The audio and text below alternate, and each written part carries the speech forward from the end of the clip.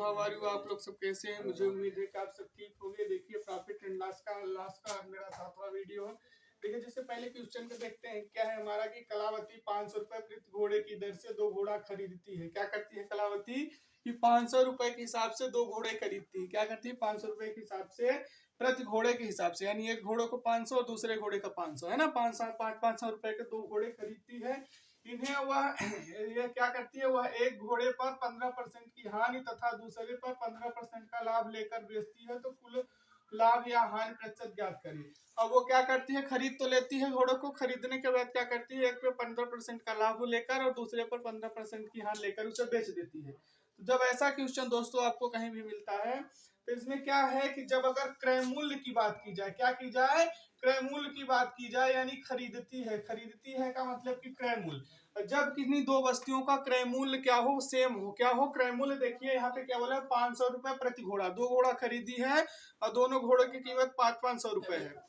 यहाँ पे देखिए दोनों घोड़ों का क्रय मूल्य सेम है ना, तो क्रय मूल्य सेम है। और यहाँ पर देखिए 15% का लाभ हुआ है और यहाँ पे 15% का हानि हुई, यानी एक घोड़े पे 15% का लाभ और दूसरे घोड़े पर 15% की हानि। यानी क्रय मूल्य दोनों का समान हो और जितने परसेंट का लाभ हो उतने परसेंट का हानि हो, तो यहाँ पे क्या होगा, नो प्रॉफिट नो लॉस। ऐसे क्वेश्चनों में क्या करना है आपको, डायरेक्ट लिख देना है कि no profit and no loss. No इसमें प्रॉफिट होगा ना तो लॉस होगा, and no profit and no loss. इसमें कुछ नहीं, आपको सीधे लिख देना है no profit and no loss.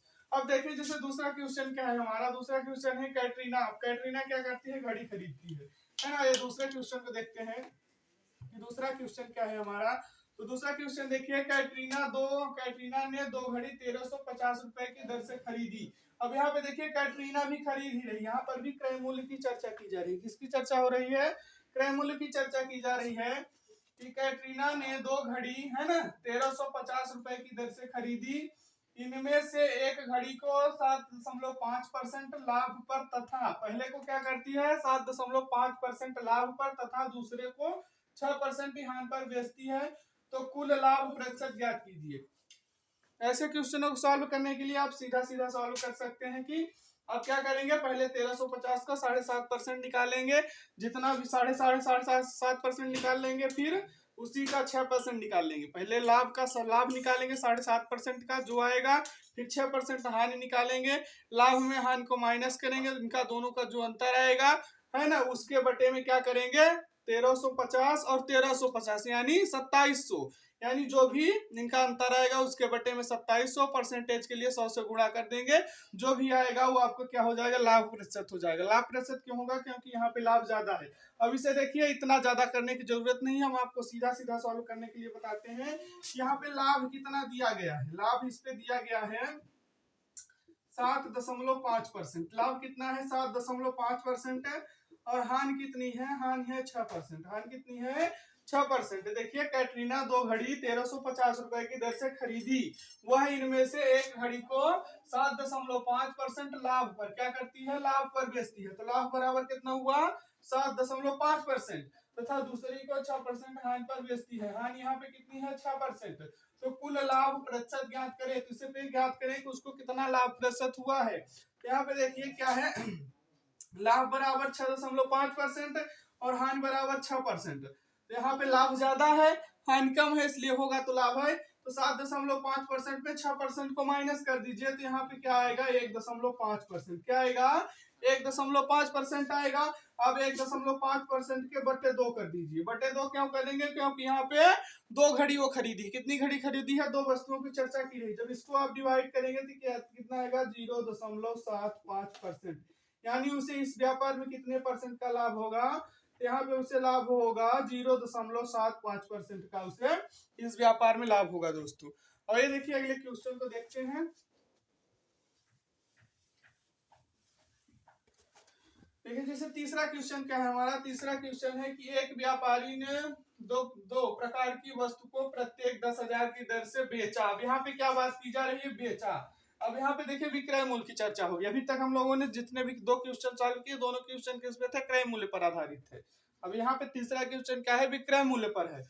यहाँ पे क्या है कि एक व्यापारी ने 2 प्रकार की वस्तु को प्रत्येक 10,000 की दर से बेचा है ना, 10,000, उसे एक पर 20% की हानि तथा दूसरे पर 20% का लाभ प्राप्त हुआ, उसे इस व्यापार में लाभ या हानि प्रतिशत ज्ञात कीजिए। उसमें क्या पूछ रहा है, उसने दो वस्तुओं को खरीदी है। कितनी वस्तु खरीदी? दो वस्तु खरीदी है, प्रत्येक वस्तु 10,000 में खरीदी, यानी दोनों वस्तुओं को मिला के 20 बेची है। क्या की है? दो प्रकार की वस्तु को प्रत्येक 10,000 की दर से बेचा है, यानी सीपी है, बेचा हुआ है इस पे, सेलिंग प्राइस। अब 20, एक पर उसे 20% की हानि तथा दूसरे पर 20% का लाभ प्राप्त हुआ।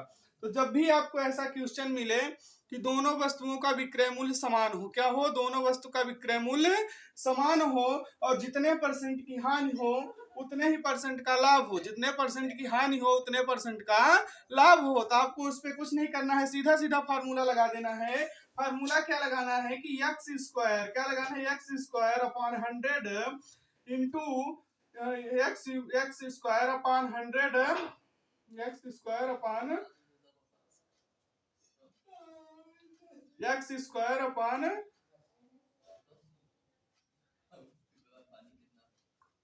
X square upon 100। क्या फार्मूला लगाना है कि एक्स स्क्वायर अपॉन 100, तो यहाँ पे क्या प्रतिशत, एक्स स्क्वायर अपॉन 100% प्रतिशत, यहाँ पे क्या करना है? X square upon 100%। तो एक्स के जगह पे क्या रखेंगे? एक्स के जगह पर ये देखिए, यहाँ पे 20% का क्या है? हानि है, और यहाँ पे 20% का लाभ है। यहाँ पे क्या है? 20% की हानि है और यहाँ पे 20% का लाभ है। तो आपको एक्स के स्थान पे क्या करना है? 20 रख देना है। तो क्या हो जाएगा? 20 का होल स्क्वायर अपॉन 100%, यही फार्मूला है, इसमें कुछ नहीं करना है, बस सीधा फार्मूला एक्स स्क्वायर अपॉन 100%। यह फार्मूला आप रख देंगे। यह फार्मूला आप कब लगाएंगे?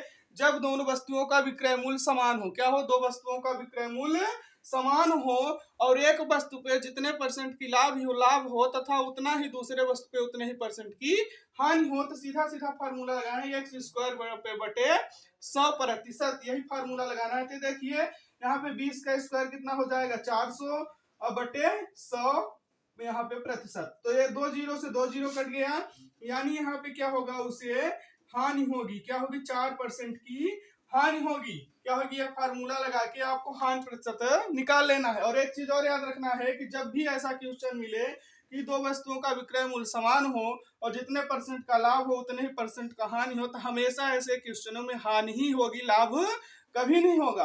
कभी भी ऐसा क्वेश्चन मिले तो उस क्वेश्चन में हमेशा हानि प्रतिशत ही निकाला जाएगा, लाभ प्रतिशत कभी नहीं होगा। उसमें क्या होगा? हमेशा हानि ही होगी, ऑलवेज है ना, ऑलवेज लॉस होगा, चाहे कोई भी क्वेश्चन उसमें हानि होगी। तो ठीक है दोस्तों, हमें उम्मीद है कि आपको सारे क्वेश्चन समझ में आ गए। यदि आप लोगों को हमारा वीडियो पसंद आए तो लाइक शेयर सब्सक्राइब करें।